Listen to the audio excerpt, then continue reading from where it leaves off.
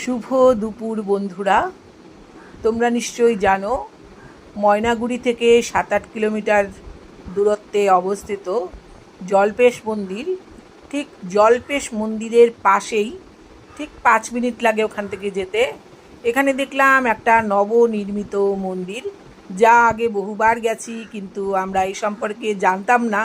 তবে এবার গিয়ে শুনলাম এখানে নাকি সতীর নখ পড়েছিল। তবে এই সম্পর্কে সত্যতা কতটুকুনি আছে সেটা ঠিক বলতে পারবো না। তবে এই মন্দিরের পরিবেশটা ভালোই লাগলো। চারপাশে বিভিন্ন ধরনের দেখলাম গাছ রয়েছে, বিভিন্ন ধরনের ফুলের গাছও রয়েছে। তবে সব মিলিয়ে বেশ ছায়া ঘেরা একটা পরিবেশ, ভালো লেগেছে। তোমরা চাইলে পরে যারা যারা জল্পেশে যাবে তারা কিন্তু গিয়ে মন্দিরটা দর্শন করে আসতে পারো। তবে দেখো, বিশ্বাসে মিলায় বস্তু তর্কে বহুদূর। আমি তর্কে যাচ্ছি না, আমি যেহেতু এই সম্পর্কে জানি না, সুতরাং এই সম্পর্কে তোমাদের কিন্তু আমি বিশেষ তথ্য কিন্তু দিতে পারলাম না। টাটা, তোমরা সবাই ভালো থেকো, সুস্থ থেকো।